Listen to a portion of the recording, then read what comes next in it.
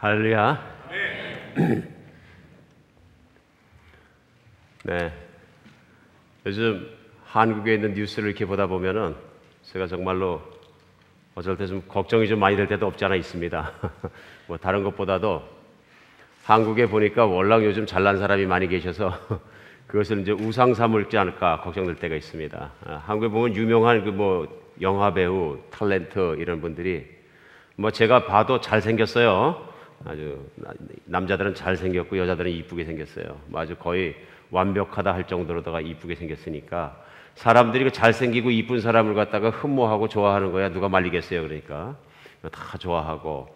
근데 이제 그분들이 잘생기고 이쁘게 생기기만 하면 끝났으면 좋은데 그렇게 잘생기고 이쁜 사람하고 결혼하니까 또 이쁜 자식이 나오고요. 거기다가 또 끝났어야 되는데 잘생기고 이쁜 사람이 또 열심히 돈을 벌어서 강남에 빌딩을 몇 군데 사는데 빌딩이 또 다락같이 올라가는 거예요. 이제 그런 뉴스들을 보고 이제 그런 것들을 볼 때 이제 특별히 이제 자라나는 소년들, 소녀들, 티네이저들 또 심지어는 어른들 상당히 자기의 어떤 로망으로 삼고 그걸 따라가는 거야. 어떡하겠습니까? 그러니까 한국 갔다 오신 분들이 그래요. 뭐라 그러시냐면 한국 가니까 세계에서 제일 미인들만 사는 것 같다. 그런데 스타일이 똑같다. 그럴 수밖에 없는 게 그런 분들을 쳐다보고 그런 분들이 드는 핸드백을 사고 그런 분들이 하는 옷을 입고 동일화되기 위해서 노력하는 것 같아요. 그걸 보면서 그럴 수 있다 그런 생각이 듭니다. 그러니까 요즘은 좀 도가 지나쳐서 아마 그 영화 배우들이나 그런 분들 사진 들고 가서 이대로 깎아주세요 그런 모양인데 성형외과 의사는 조물주가 아니랍니다. 반드시 그 사이드 이펙트가 따라오기 마련이죠. 그만한 고통이 따라옵니다. 어쨌든 세상에 이렇게 살아가는 걸 누가 어떻게 나무라겠습니까? 그죠? 일단은 좋아 보이는데 또 좋아 보이고 또 그들이 좋아 보이니까 자꾸 정말 부럽고 마련이죠. 그럴 수밖에 없는 거죠. 교회에 나와서 우리가 참 그런 생각할 때 많이 있습니다. 우리 복을 받고 싶은데 이제 좀 아까 말씀드린 그런 분들은 도대체 어떻게 했길래 그런 복을 받았나? 그래서 한국에서 유행하는 얘기가 뭐예요? 그렇게 정말 모든 것이 정말로 잘생기고 부자고 결혼 잘하고 잘 사는 사람 도대체 전생에 나라를 구했나? 이제 우리 한민족의 뿌리 속에 박혀 있는 아마 그게 불교적 사고방식에 나온 것 아닌가, 윤회적인 사고방식에서 나온 것 같습니다. 그러나 비성경적이죠. 비진리이지만 보통 사람들이 살아가면서 참 부러움을 갖다 한마디로 표현한 것 아닌가 그런 생각이 듭니다. 그런 생각들이 교회에 나와서도 있습니다. 교회 나와서도 있어서 교회 나와서 이렇게 살아가면서 우리 마음속에 정말로 그런 생각이 없어지지 않고 있을 때 많이 있습니다. 그러니까 그러다 보니까 이제 교회 나오면 어떤 복을 받습니까? 그러면 이제 어떤 분들은 극단적으로 말씀하십니다. 교회 나오면 하나님을 믿기 때문에 부자 되고 아무래도 돈 잘 벌고 승진 잘하고 아이들 좋은 학교 가고 그다음에 애들 잘 크고 부부관계 잘 되고 그다음에 정말로 세상에서 칭송받고 이렇게 삽니다. 그리고 건강하고 이제 이렇게 삽니다. 그래서 정말 그것이 하나님 믿을 때 오는 복입니다. 이렇게 적극적으로 이렇게 믿는 분들이 계시고요. 그러니까 이렇게 믿는 교회에서 계속적으로 그런 방식으로 신앙생활을 하신 분들은 제가 이렇게 만나보니까 제가 어떤 장로님을 만난 적이 있는데 이제 갑자기 집이 약간 작은 집, 제가 볼 때는 그래도 큰 집인데 미국 살면서 한 3,500 스퀘어피트 되면 꽤 큰 집인데 그런데도 불구하고 집이 좀 작아서 그래서 장로님 이 집이 너무 크지 않습니까? 혹시 그랬더니 목사님, 장로가 이 정도는 돼야지 하나님 영광의 덕이 되지요. 그래서 이제 그분 마음속에 있는 신앙관을 제가 딱 읽으면서 이분이 몇십 년간 아마 그렇게 하나님 복 받는 쪽으로 생활하신가 보다. 하나님 복 주시죠. 그런데 다른 쪽에서는 하나님의 복이 무엇이냐 그러면은 성경에 나와 있는 대로 그리스도와 함께 고난을 받고 핍박을 받고 전도를 하고 선교를 하고 그렇게 살다가 영혼을 바라며 가는 삶입니다. 인생을 살면서 정말 이렇게 핍박받고 고난받는 것이 그리스도인의 삶입니다. 그것이 복입니다. 하고 그렇게 가르치는 교회와 그렇게 따라가는 또 교인들이 있죠. 여러분 들으시기 어때요? 어느 쪽 복을 좋아하십니까? 양쪽 복을 다 받았으면 좋겠습니까?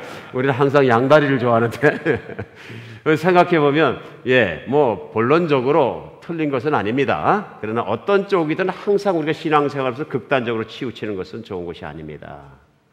세상에 있는 복 받습니다 하는 쪽으로 극단으로 치면 기복신앙이 되고요. 고난신앙 쪽으로 극단적으로 가면 잘못하면 영지주의자가 됩니다.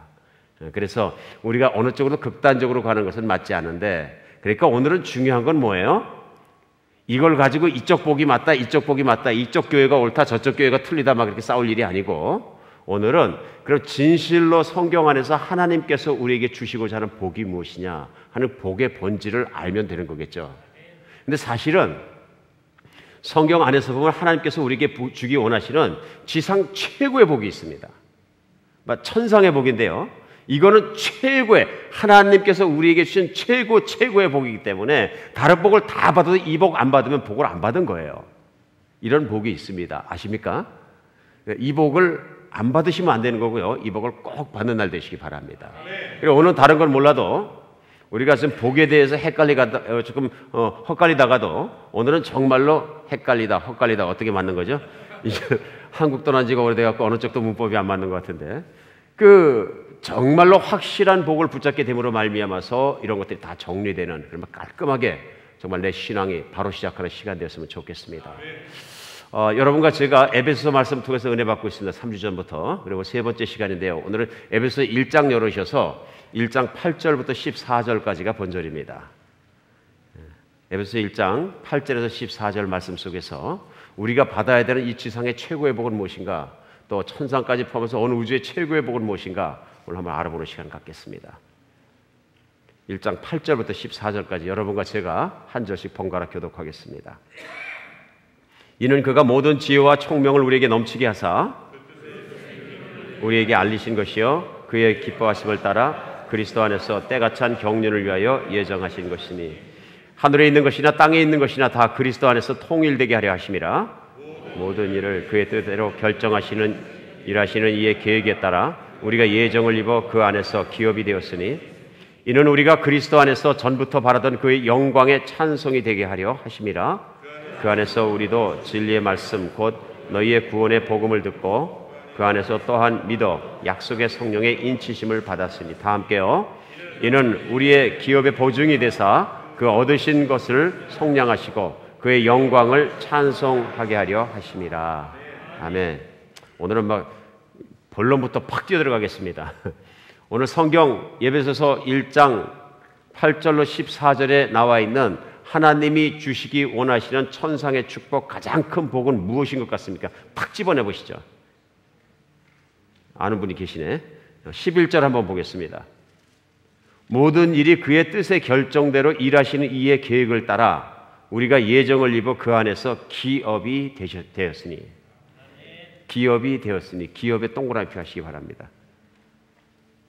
우리는 예수를 믿음으로 말미암아 하나님의 기업을 받습니다. 오늘 11절 말씀대로 하나님의 기업이 됩니다. 어떻게 표현의 방법의 차이일 뿐이지 같은 내용입니다. 우리는 하나님의 기업을 받고 하나님의 기업이 됩니다. 여기만 나온 게 아니라요, 쭉 내려가서 14절 보시면 한번 보시겠습니다. 이는 우리 기업의 보증이 되사 그 얻은 것을 속량하시고 그의 영광을 찬송하게 하려 하심이라. 다시 한번 나오죠. 기업의 보증이 누가요? 그 앞에 절 13절에 나와 있는 성령님께서 이 땅에 오셔서 그 기업의 보증이 되셨다, 그런 얘기입니다. 그러니까 얼마나 중요한 일이에요. 오늘 본문 읽지는 않았습니다만 에베소 1장에 조금 더 밑으로 내려가면요, 18절에 보면요 또 나옵니다. 사도 바울이 에베소 교인을 위해서 심각하게 기도하면서 에베소 교인이 진실로 갖기 원하는 것이 이것입니다. 너희 마음 눈을 밝히사 그의 부르심과 소망이 무엇이며 성도 안에서 그 기업의 영광의 풍성이 무엇이며 그것을 알게 하시기를 원한다는 얘기입니다. 거기 뭐가 나옵니까? 성도 안에서 그 기업의 영광입니다. 그러니까 예수를 믿으면 기업이 되었다, 영광을 받았다, 기업의 영광을 받았다, 영광에 동참했다, 이 말씀들이 계속 나오는 거예요. 그러면 오늘 우리에게 중요한 건 뭐냐면 이 기업이라는 게 무엇이냐, 그런 얘기예요. 기업, 컴퍼니, 회사? 좀 어색하죠, 뭔가. 우리가 예수를 믿음으로 말미암아서 하나님 회사, 천국 회사의 주주가 되었다. 뭐 좀 번역이 좀 불편하죠? 예, 아닌 것 같죠? 그럼 여러분 지금까지 신앙생활 하시면서 제일 큰 복이라고 제가 분명히 말씀드렸는데 이 기업이 뭐라고 생각하십니까? 우리가 정말로 이 기업을 아는 것이 우리에게 너무너무 중요합니다. 너무너무 중요합니다. 그러니까 이 기업이 무엇인지를 알아야 됩니다. 그런데 영어 성경으로 NIV 성경 같은 거 이렇게 보면 기업을 뭐라고 번역했냐면요, inheritance라고 번역했습니다. inheritance가 한국말로 뭐라고 하는 게 적절하죠? 유업. 기업과 유업 조금 의미가 틀리죠. 유업은 뭡니까? 내가 잘한 것고 내가 노력한 것이 없으나 그냥 받은 겁니다. 그렇죠? 제가 예를 들어서 돌아가신 이병철 씨의 장남으로 태어났으면 지금 목사가 아니고 뭡니까? 예, 삼성그룹이라는 한 회사의 큰 기업의 회장이죠. 저한테 잘 보시기 바랍니다. 내가 노력해서 회사를 일군 거예요? 그냥 누구 아들로 태어나서 그냥 받은 거예요? 지금 회장님께서 들으시면 또 막 호통을 치실지 모르겠는데 사실은 그 아들로 안 태어났으면 승계가 안 되는 거죠. 본질적으로. 그렇죠? 이건 유업이죠. 내가 그 아들로 태어났기 때문에 그것이 가능한 것이죠. 그러니까 유업, 소위 inheritance, 유업이라고 하는 것은 나의 노력과 관계없이 나에게 주어진 복들입니다. 선물들이에요. 근데 하나님의 유업을 받는 사람이 되었다 혹은 하나님의 기업이 되었다 이 말씀 안에는 무엇이 들어있냐 우리가 그 앞에 절을 봐야 됩니다. 11절 막 그 앞에 절에 보면 뭐라고 나와 있나요? 10절에 보면 하늘에 있는 것이나 땅에 있는 것이 다 그리스도 안에서 통일되게 하려고 하셨다. 그 말씀이 나와 있어요. 그러면 하늘에 있는 것이나 보이는 것이나 보이지 않는 것이나 그러니까 모든 피조물 안에 있는 것이 그리스도 안에서 통일되게 하신 것이 뭐예요? 기업인데 그 기업이 모두 나의 것이 되었다. 그리고 내가 그 기업의 일부가 되었다. 이런 말씀이에요. 그죠? 우리 성경은 성경 안에서 풀어야 되니까. 그러면 곰곰이 풀어볼 때 이 기업이 얼마짜리인지 알아야지 우리가 기업이 복을 받았나 안 받았나 우리가 알죠. 그리고 이 세상을 살아가면서 간혹은 우리가 내가 무슨 복을 받았는지 모르기 때문에 쓸데없는 복을 갖다 막 강구하면서 막 정신없이 몸부림칠 때가 없지 않아 많이 있습니다. 오늘 이 기업의 문제가 풀렸으면 좋겠습니다. 그런데 이 통일되게 받고자 하시는 것이 있는데 뭐냐면요. 그것이 뭐냐면 하나님의 영광과 관계 있는 것을 볼 수 있어요. 오늘 11절 그럼 앞에는 10절이고 그리스도 안에 통일되는 거 뒤에 절은 12절인데요. 12절 넘어가 보겠습니다. 이는 그러면서 우리가 그리스도 안에서 전부터 받은 영광의 찬송이 되게 하려 하십니다. 뭐의 찬송이요? 영광. 누구의 영광? 하나님의 영광의 찬송이 되게 하려 하시려고 우리를 기업이 되게 하셨다. 그러니까 그리스도 안에서 하나됨 하나님의 영광 우리의 기업 다 한 줄이죠. 이걸 엮어서 생각하면 뭐예요? 기업은 하나님의 영광과 관계가 있는 거예요. 그러니까 우리가 오늘 6절에 보면은 우리 그러니까 지지난주에 2주 전에 우리 같이 말씀 나누면서 우리가 하나님의 천상에서 신령한 복의 첫 번째가 뭐였습니까? 또 큰일 났다. 하나님께서 우리를 거룩하고 깨끗한 자로 세우신 것이었죠. 그리고 하나님께서 그래서 우리를 자녀를 삼아 주신 것이었어요. 근데 사실은 그렇게 거룩하고 깨끗한 자가 되게 하고 또 자녀 삼아 주신 이유가 뭐냐면 6절에 있어요. 뭐라고 나오냐면요. 에베소 1장 6절에 보면 이는 그의 사랑하시는 자 안에서 우리에게 거저 주시는 바 그의 은혜의 영광을 찬송하게 하려는 것이라. 왜 그걸 그렇게 하셨다고요? 왜 우리를 거룩하고 깨끗한 자가 또 자녀 되게 하셨다고요? 하나님의 영광을 찬양하는 자가 되게 하기 위해서. 그 다음에는 지난주에는 뭐였어요? 우리가 신령한 복을 받으면서 하나님은 우리를 죄를 용서해 주셨다. 그렇죠? 죄를 용서받은 자가 되게 해주셨는데요. 그 이유가 뭐냐면 죄를 용서받게 하는 자가 오늘 그 내용이 나옵니다. 그 다음에 쭉 내려와서 용서받고 자녀가 되었기 때문에 오늘은 뭐예요? 기업이 되게 하셨다. 기업이 되게 하신 이유가 뭐예요? 12절에 나오는 거죠. 오늘 읽었죠? 이는 우리가 그리스도 안에 전부터 받은 그의 영광의 찬송이 되게 하려 하심이라. 또 쭉 내려가서 오늘 본문의 맨 마지막이 뭐예요?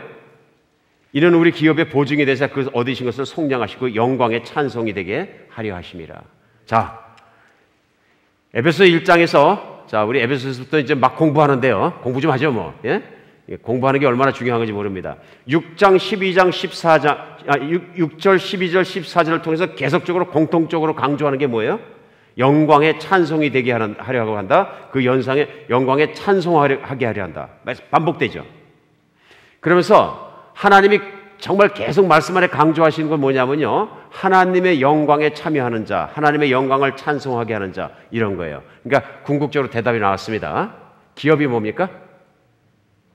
그 기업은 그리스도 예수 안에서 모든 걸 통일되게 하신 것처럼 11절에요. 그리스도 예수 안에서 누리게 될 하나님의 영광을 말하는 것입니다. 기업이요. 내가 예수 믿을 때 받은 기업이 있는데 그 기업이 뭐냐? 유업이 뭐냐면요. 그리스도 예수 안에서 누릴 영광이에요. 예. 이렇게 말씀드리니까 아, 이것도 오늘도 피부에 안 닿네. 뭐가 돈이 생기든지 승진을 하든지 이게 무슨 자식이 어디 좋은 학교를 가든지 그런 거 팍팍 오는데, 필이 오는데, 아유, 목사님 오늘도 필이 안 온다, 필이. 그만큼 우리 눈이 현실적이죠. 뭐 오늘 지상 최고의 복이라고 하더니 뭐 최고의 복인지 뭔지 잘 모르겠는데요. 막 이것이 여러분의 마음이고 느낌이고 생각이라면 오늘 지금부터 시작해서 똑바로 들으셔야 됩니다. 똑바로 들으셔야 됩니다.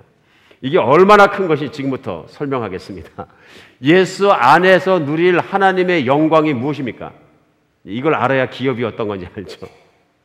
제일 먼저 하나님의 영광이 무엇을 보면 드러납니까? 우리 다 같이 오늘 설교 말씀 드리다 말고 밖으로 나가서 하늘을 보고 나무를 보고 해를 보고 자연을 한번 둘러보고 들어올까요? 우리 성경은 하나님의 영광이 모든 피조물을 보면 드러난다고 나와 있어요. 그렇죠? 그게 뭐예요? 능력이에요. 하나님의 모든 능력이요. 아무것도 없는 데서 세상을 만드시고 우주를 만드시고 보이지 않는 것과 보이는 것과 모든 걸 만드시고 운행하시고 관리하시고 이끌어가시고 섭리하시는 하나님의 광대하신 능력이에요. 그렇죠? 세밀하시고 창조적인 능력이기도 하고요. 이 하나님의 능력을 보면 영광이 보이니까 그 하나님의 능력에 참여하는 자, 그 능력이 누구께 됐다고요? That's mine. 내 것이 되었다고요. 여러분, 이렇게 능력이 있는 분의 모든 능력이 내게 되는 게 더 큽니까? 아니면 큰 그룹회사 회장의 자녀로 태어나는 게 더 큽니까? 비교가 잘 안 되십니까? 근데 너무 커갖고 잘 안 느껴지십니까? 이런 하나님의 능력이 나의 기업이 되고 그 영광에 내가 동참하는 사람, 그 영광이 내 것이 된 걸 믿으시기 바랍니다. 뿐만 아니라 하나님의 영광을 그냥 영광스러워지는 것이 아니고요. 하나님의 선하심이 있어야 영광스러워지는 거예요. 그렇죠? 하나님의 성품, 하나님의 선하심, 하나님의 거룩하심, 하나님의 공의로우심, 하나님의 사랑, 이 모든 하나님의 죄가 없고 거룩하신 아름다운 선하심이 다 뭐냐 하나님의 영광을 드러내는데 그 영광도 내 것이에요. 왜요? 그 하나님의 기업에 내가 소속이 되었기 때문에 내가 노력한 것이 아니라 그 하나님의 능력이, 그 하나님의 선하심이, 그 하나님의 거룩하신 모든 것이 나를 위해 존재하게. 누굴 위해서?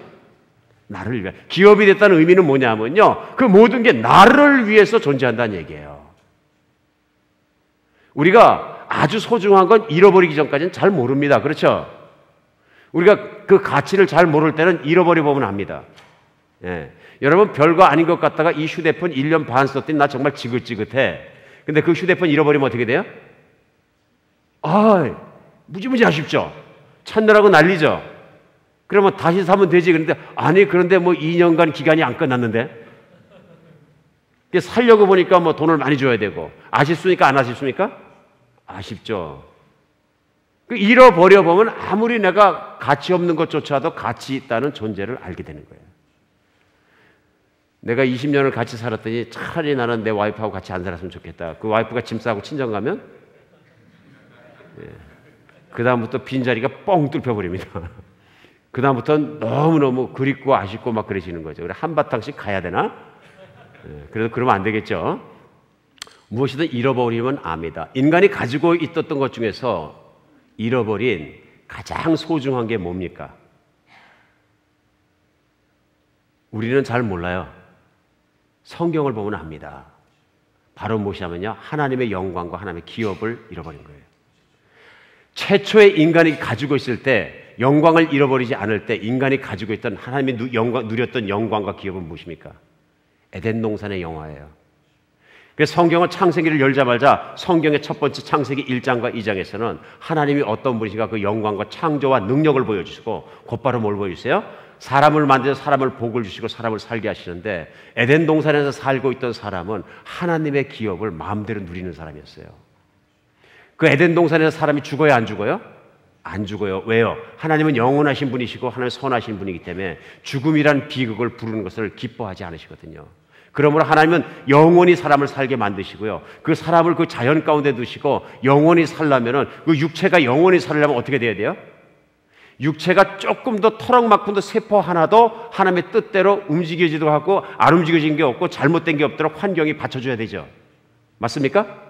환경이 받쳐줘야 된다는 얘기는 홀딱 벗고 나서 나체로다가 살아가는데도 춥지도 않고 덥지도 않고 부끄럽지도 않고 아무렇지도 않고 땀도 나지 않고 기가 막힌 환경의 조건이 맞춰줘야 되죠.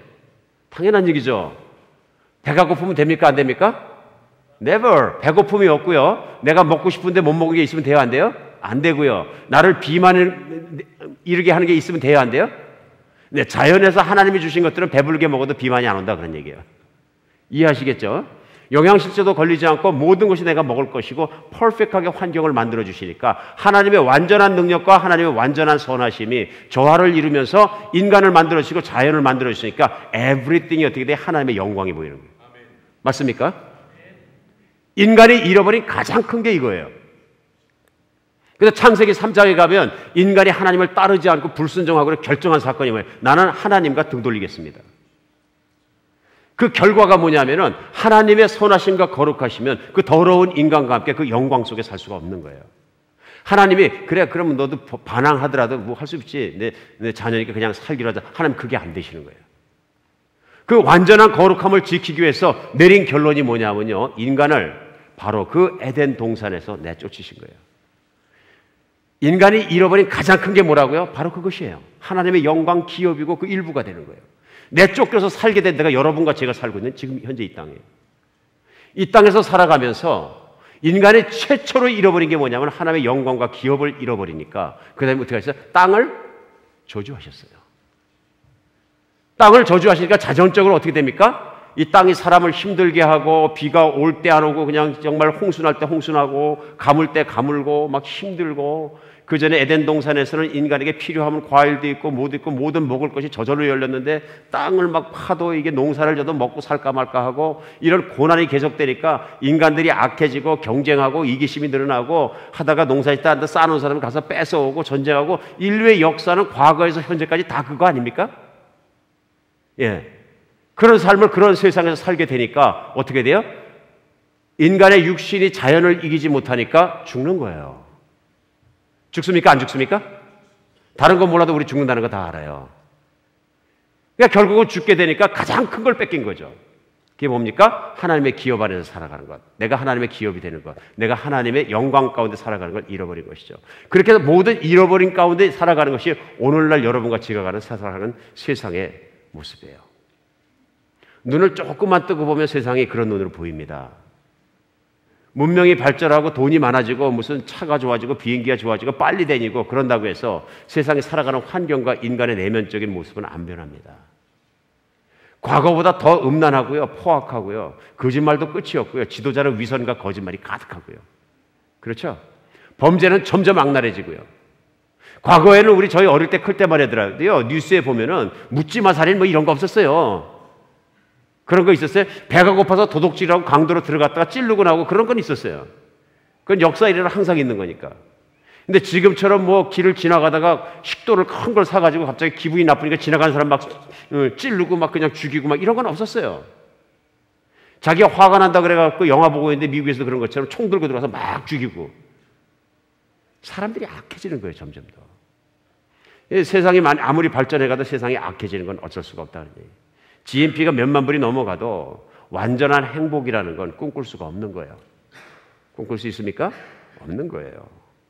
저는 진짜 생각할 때마다 참 화가 나고 좌절감 들고 힘든 게 뭐냐면 지금 이 순간에도 지구 전체에는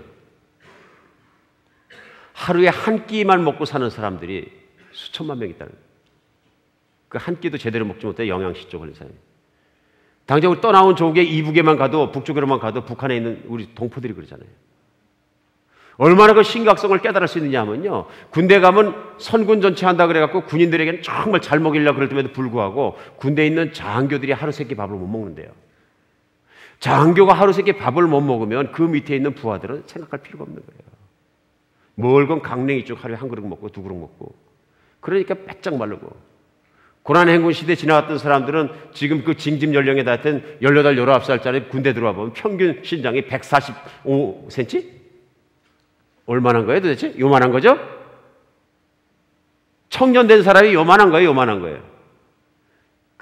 마치 초등학교나 중학교 1학년 들어가서 그들하고 노는 것처럼 그런 시기를 만들어 놓고 그들의 위정자 된 사람들은 어떻게 합니까, 지금? 해외에서 요트 사오고 있는 산의 짐이 다 들여오고 각국의 요리사 불러다 가지고 매일 저녁 띵깡띵깡 그냥 난리잖아요. 그래서 할아버지도 아버지도 지금 있는 아들도 막 이래가지고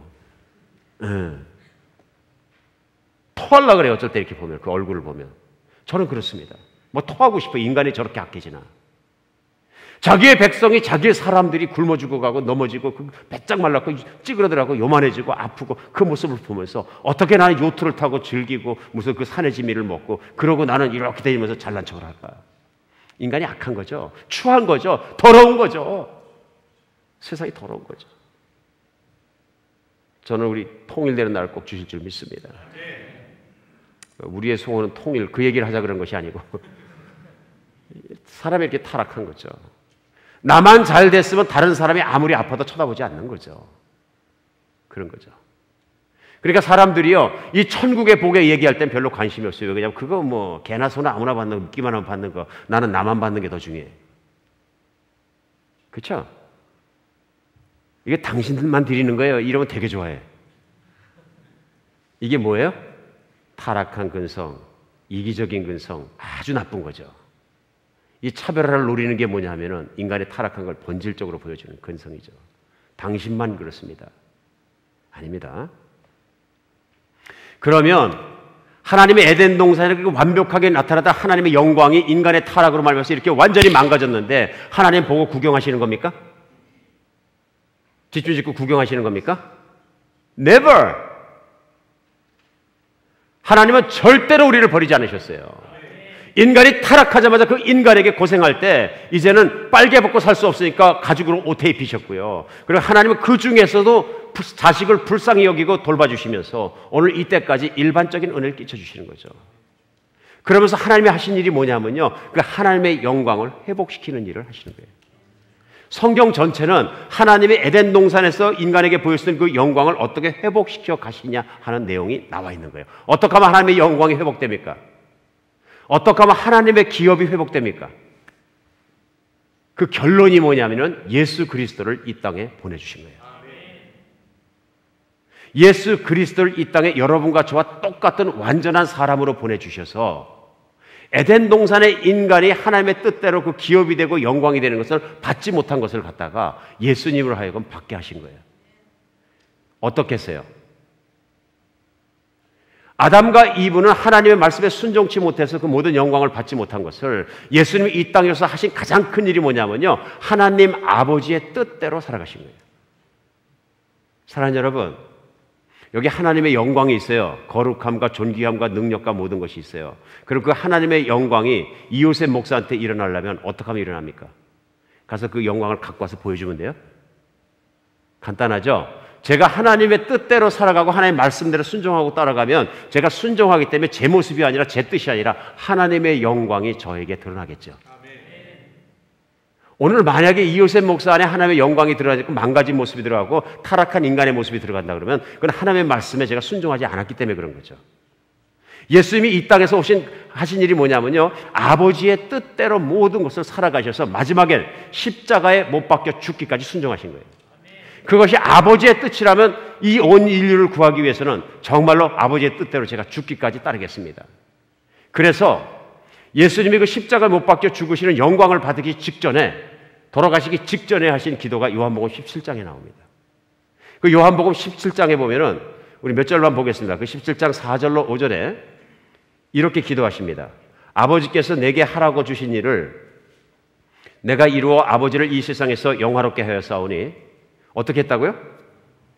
아버지의 글로리를 드러내는데, 영광을 드러내는데 어떻게 해요? 아버지께서 내게 하라고 주신 모든 일을 다 이루어 아버지의 영광을 올려드렸사오니, 이제 그 다음부터 기도입니다. 5절은요, 아버지여 창세전에 내가 아버지와 함께 가졌던 영화로서 지금도 아버지와 함께 나를 영화롭게 하옵소서. 어떻게 하라고요? 세상이 만들어지기 이전부터 아버지와 내가 가지고 있던 그 아버지의 영광으로서 지금 내가 인간으로 내려와서 이 땅에서 아버지께 순종한 나의 모습 모든 것 가운데 아버지께 순종하였으므로 지금 아버지의 영광을 나를 통해 드러나게 하시고 또한 나도 영화롭게 하옵소서. 영광스럽게. 아버지의 영광의 모든 것이 나를 통해서 드러나게 하시옵소서. 100% 순종의 뜻이죠. 십자가에 못 박혀 죽기까지 이제는 내가 하겠습니다. 그래서 요한은 요한복음을 쓰면서 십자가에 못 박혀 죽은 예수 그리스도의 그 십자가에 못 박혀 죽은 사건을 영광 받으신 일이다, 이렇게. 영광 받으신 일이다. 그게 무슨 얘기예요? 하나님의 아버지의 영광이 들어있는 사건이다. 그 사건이 왜 영광이 들어간 사건입니까? 어쩌면 천지를 만드신 하나님께서 미천하고 반역하고 이 세상에 죄받고 죄짓고 벌받고 살아가는 인간에게 자신의 독생자를 주셔서 십자가에 죽게 하시고 대신 벌을 받게 하실 만큼 인간을 사랑하시냐. 하나님의 사랑과 거룩함과 영광이 십자가에 드러나잖아요. 특별히 예수님의 순종을 통해서 그게 드러나잖아요. 그 모습을 보면서 불순종에서 망가진 인류의 모든 것을 누가 회복시키셨다? 네, 예수님이 회복시키셨다. 그래가지고 하신 게 뭐냐면요, 요한복음 그 17장 20절의 기도는 계속 쭉 내려가다가 결론적으로 맨 마지막에 가서 20절에서 22절까지 이렇게 말씀하십니다. 내가 비옵는 것은 이 사람들만 위함이 아니요 또 그들로 말미암아 나를 믿는 사람들로 위함이니. 이 말씀이 무슨 말이냐면요, 내가 아버지께 나를 영화롭게 하옵소서, 그 다음에 나를 따르는 제자들을 지켜주시고 영화롭게 하여 주시옵소서. 또한 말씀하시면서 내가 비는 것은 지금 나를 따르는 지금 수제자들만 위한 것이 아니고 누굴 위한 거예요? 그들이 나에 대해서 전함으로 말미암아 앞으로 나를 믿게 될 그 모든 사람도 그렇게 하여 주시옵소서. 누구예요? 오늘 다른 거 뭐라도 이건 들으셔야 돼요. 나요. 여러분과 제가 오늘 하나님 앞에서 하나님을 찬양하고 하나님 앞에 나와서 말씀 듣고 기도하고 할 수 있는 것은 바로 2000년 전에 십자가에 못 박히기 전에 하신 예수님의 이 기도가 응답된 것이죠. 나는 예수님의 기도의 응답입니다. 21세기 응답이에요. 네, 그래서 예수님의 이런 기도가 있었기 때문에 응답돼서 내가 포함됐다 이런 얘기예요. 그래서 계속 21절에 어떻게 기도하시냐면요, 아버지여 아버지께서 내 안에 내가 아버지 안에 있는 것 같이 그들도 다 하나가 되어 우리 안에 있게 하사 세상으로 아버지께서 나를 보내신 것을 믿게 하옵소서. 22절요, 내게 주신 영광을 내가 그들에게 주었사오니 이는 우리가 하나 된 것 같이 그들도 하나가 되려 하려 합니다. 자, 아버지의 영광에, 아버지의 모든 것에 내가 예수님께서 완전히 순종하심으로 아버지의 영광이 예수님을 통해서 일어났어요. 맞습니까? 그래서 아버지는 모든 그 예수님이 십자가에 못 박혀 죽으시자 3일 만에 부활시키셔가지고 내가 정말 그 영광을 받았다는 것을 영광을 예수님께 주셔서 모든 무릎으로 예수님께 무릎 꿇어지게 하셨어요. 이제 예수님이 믿는 모든 사람을 어떻게 한다고요? 아버지가 내 안에 계시고 내가 아버지 안에 있는 것처럼 그들도 우리 안에 있게 하셔서 아버지의 영광에 동참하게 하옵소서. 아버지의 영광에 동참하게 하옵소서. 오늘 에베소서 1장 10절 본문은 이렇게 얘기합니다. 하늘에 있는 것이나 땅에 있는 것이 다 그리스도 안에서 통일되게 하라 하십니다. 우리에게 받은 가장 큰 복이 뭐라고요? 예수 믿은 거라고요. 예수 믿는 순간 무슨 변화가 일어났느냐 하면은 에덴 동산에서 망가지지 않았던 아담과 이브가 누렸던 하나님의 영광을 우리가 그것을 받는 사람이 되었다는 얘기예요. 받을 자격이 없는 사람이었는데 이제는 하나님의 영광에 동참하는 사람, 그 하나님의 영광이라는 기업을 이어받은 사람, 유업으로 받은 사람이 되었다 하는 얘기입니다. 이게 작습니까? 큽니까? 무지무지한 복입니다. 신앙생활은 그냥 신앙생활이 아니고요, 내가 누구 안으로 태어나는 것인데 하나님 안으로 태어났기 때문에 그 결과가 뭐냐면요, 하나님이 가지고 계신 그 영광이 있기 위해서는 능력이 있어야 되죠. 그렇죠? 그 다음에 하나님이 선하셔야 되죠. 그러니까 하나님의 성품과 능력과 모든 것이 바로 나를 위해 존재하고 내가 그 기업에 동참자가 되고 기업이 내 것이 됐다는 얘기예요. 하나님은 정말 능력이 있으니까 우주를 만든 것 보세요. 우주를 만든 거예요. 우리가 바라보는 하늘의 은하계에 있는 별 중에 하나는, 아주 먼 별은 빛의 속도로 수억 광년을 과야 도착하는 것들이 있습니다. 상상이 되십니까? 빛의 속도로 수억 광년? 인간의 숫자로는 거리상으로 이 계획이 무슨 아폴로 이런 건 게임이 안 되는 거죠. 예. 빛의 속도로 여행한다는 것도 불가능한데 빛의 속도로 여행해도 수억 년을 가야 되니까 인간이 다다를 수 없는 곳에 별이 있고요. 그 별 중에는 과학자들 얘기가 별의 직경을 뚫고 지나가는데 또 수억 광년이래. 여기서 그 수학적으로 계측해 봤을 때, 여러분, 이 별의 크기가 수억 광년을 직경을 지나가야 된다 그러면 얼마나 큰 거예요 도대체? 빛의 속도로 지구를 지나갈 때 몇 초 걸릴까요? 제가 볼 때는 얼마 안 걸리지, 금방 지나갈 것 같아요. 근데 빛의 속도니까. 그런데 그런 별들이 한두 개가 아니고 수백만 개, 수천만 개, 수억 개, 수백억 개, 수천 개가 있어서 은하계를 이루고 그 은하계를 이루는 타원체 뒤에는 뭐가 있는지 모른다는 거예요. 사랑하는 여러분, 이게 어떻게 우연히 생깁니까? 그런 걸 생각해 보면 하나님의 능력이 보이는 거죠. 하나님의 능력이요. 그러니까 우리가 왜 하나님의 기업의 풍성함과 그 영광과 그것을 못 보는, 능력을 못 보느냐 하면요, 매일 우리가 하는 일이 뭐예요? 그냥 우리가 뭐 장사하고 그러다 보면 캐시 카운터 가서 하루 종일 얼마입니다, 2불입니다, 3불입니다, 10불입니다. 예, 그렇죠. 막 힘들게 일해갖고서 뭐 손님한테 또 이렇게 하고, 직장 상한다고 왔다 갔다 하고, 모계지 내야 되는데 뛰어다니고, 막 너무너무 스킨칸택되는 일상의 얽매이다 보니까 하늘 한번 쳐다볼 시간이 없는 거예요. 어느 날 일을 다 내놓고 밤하늘에 나가서 별을 찾아가지고 보면서 세보고, 하나님을 생각해보고, 우주를 생각해보고, 나의 존재를 생각해보고, 막 그럴 시간조차 없는 거예요. 그러다 보니까 뭐가 커지냐면요, 내가 하나님을 믿어서 천국 가는 그런 얘기보다, 뭐 천상의 복을 받는 것보다, 내가 당장 장사 잘 되고, 당장 아픈 거 낫고, 당장 자식이 좋은 학교 들어가는 게 훨씬 더 중요하게 느껴지는, 크게 느껴지고요. 사실은 어떤 게 더 중요하고 어떤 게 더 큰 겁니까? 근데 하나님의 기업의 소유인이 된 것이 훨씬 더 중요하고 훨씬 더 큰 것이에요. 그리고 만족할 수 있는 것이고요. 그런데 우리가 어떻게 되냐면요, 세상적인 복에 쪼그라붙어 보니까 그게 안 보이는 거예요. 천상의 복이 안 누려지는 거예요. 내가 어마어마한 걸 가지고 있는데 그 어마어마한 게 하나도 안 누려지는 거예요. 오늘은 내가 예수 믿을 때 가진 천상의 복이 무엇인지, 하나님의 유업이 무엇인지 깨달아지는 여러분과 제가 되었으면 좋겠습니다. 그래, 하늘에 있는 것이나 땅에 있는 것이나 보이지 않는 것이나 보이는 것이나 다 아버지의 것이고 아버지의 영광의 것인데, 그 아버지에 우리가 동참한 자가 되었으므로 세상을 사는 동안도 자신 있게 살아야 되는 것입니다. 그것을 오늘 두 번째 우리가 알아야 되는 것은, 그 기업을 받는 것뿐만 아니라 하나님의 영광에 동참하는 것뿐만 아니라 기업을 영원히 받는다는 보증을 주신 게 누구예요? 성령님이라고 그러는 거예요. 오늘 13절에 보세요. 그 안에서 너희도 진리의 말씀 곧 너희 구원의 복음을 듣고 그 안에서 또한 믿어 약속의 성령으로 인치심을 받았으니 이는 우리 기업의 보증이 되사 그 얻으신 것을 속량하시고 그 영광을 찬송하게 하려 하심이라. 그렇죠? 우리가 기독교의 교리 중에서, 그렇죠? 특히 장로교에서 이제 그 세례받고 그러신 분들은 제일 먼저 세례문답할 때 하는데요. 우리가 하나님을 믿는 가장 큰 이유가, 목적이 무엇입니까? 인간의 목적이 무엇이에요?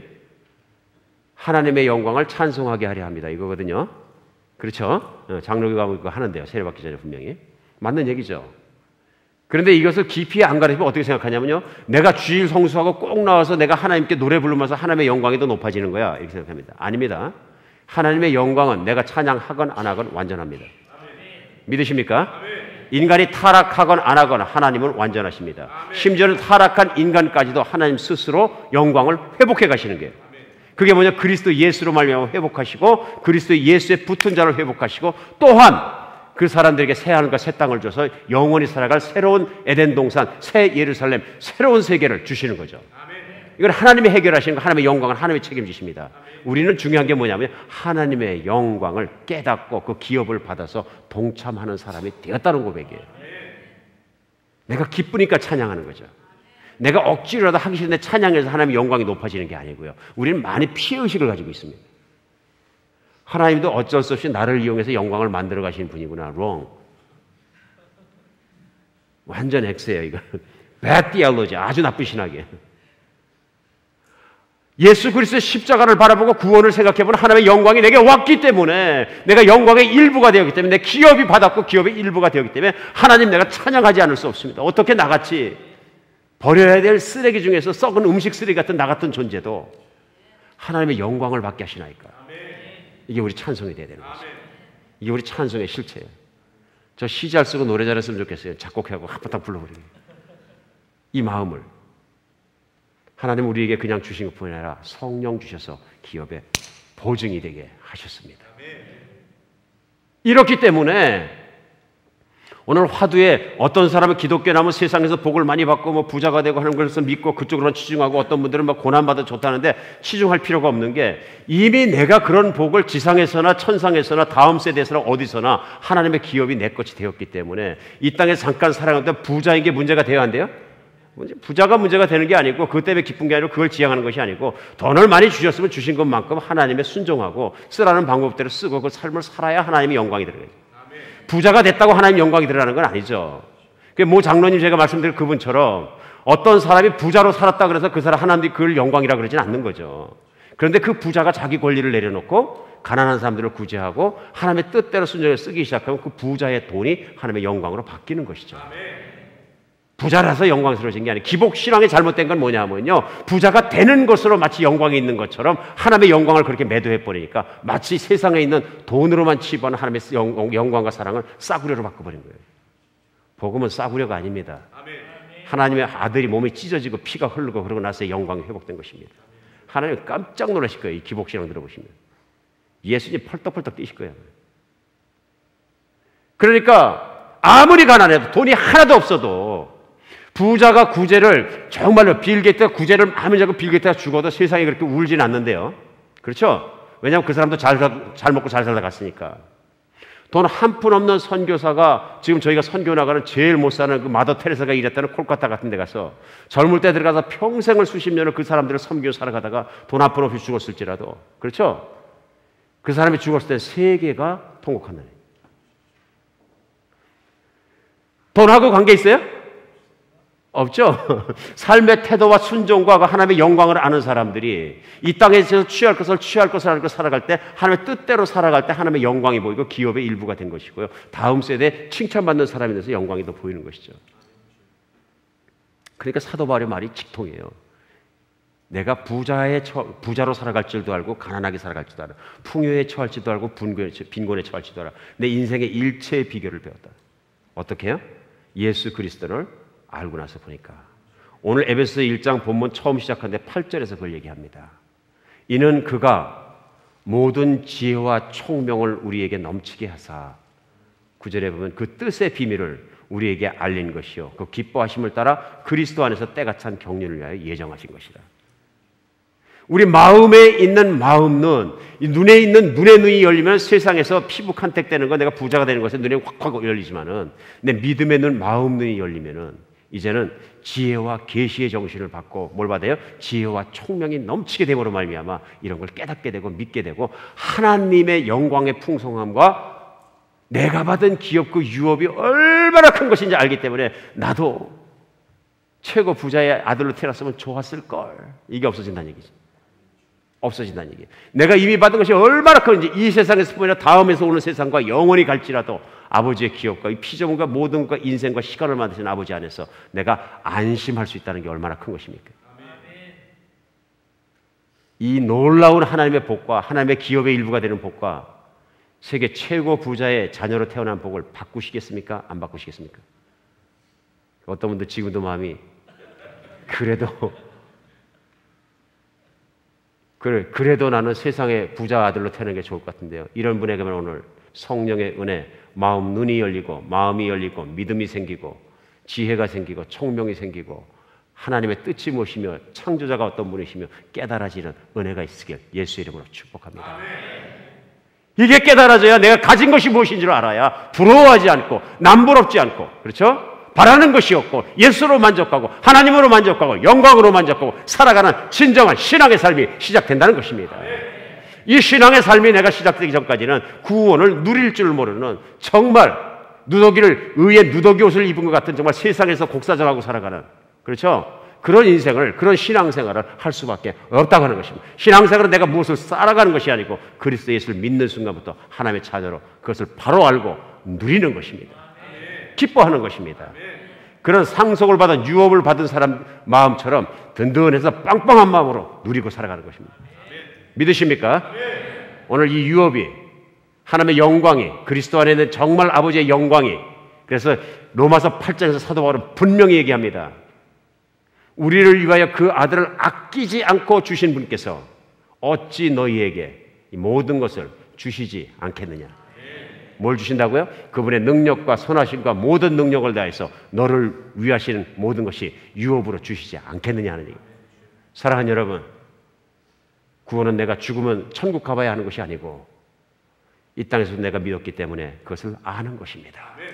이것에 대한 확증이 뭐냐면 예수님의 부활을 믿는 것입니다. 예수님은 진짜로 부활하셨고 수많은 제자들이 부활을 보았기 때문에 순교하기까지 갈 수 있는 것입니다. 예수의 제자는 전부 다 정신병자가 아닙니다. 그들이 실제로 부활을 보았기 때문에 예수의 부활을 통해서 나의 다음 세상과 또 승천하는 모습을 보았기 때문에 있다는 것을 굳건히 믿는 것입니다. 오늘 우리에게 그런 믿음 생기기를 예수님을 축복합니다. 기도하겠습니다.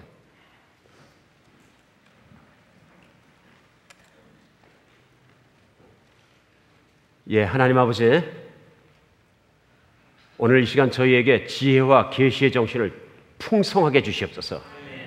오늘 내 귀에 들린 말씀을 마음으로 받아 믿게 하시고, 이제 내가 존재하는 것이 그냥 존재하는 것이 아니라 하나님의 목적과 예정과 뜻에 따라 존재하는 것이며, 오늘 내가 예수님을 믿는 것이 그냥 우연히 믿는 것이 아니라 하나님께서 오늘 반복해서 말씀하신 것처럼 나를 예정하시고 생각하시고 성령을 먼저 내 안에 보내주시어서, 그래서 그 예수 그리스도 안에서 하나님의 기업을 받게 하시고 회복시키고 영원히 살게 하기 위해서 나를 찾아오시고 나를 믿게 하시는 걸 믿게 도와주시옵소서. 하나님, 그래서 이제 세상의 세파 속에서 흔들흔들하지 않고 내가 붙잡은 정말로 하나님의 약속과 이 모든 기업으로 말미암아 매일매일 모든 걸 부러워하지 않고 기뻐하며 살아가는 우리 되게 하여 주시옵소서. 그리스도 예수 이름으로 기도합니다.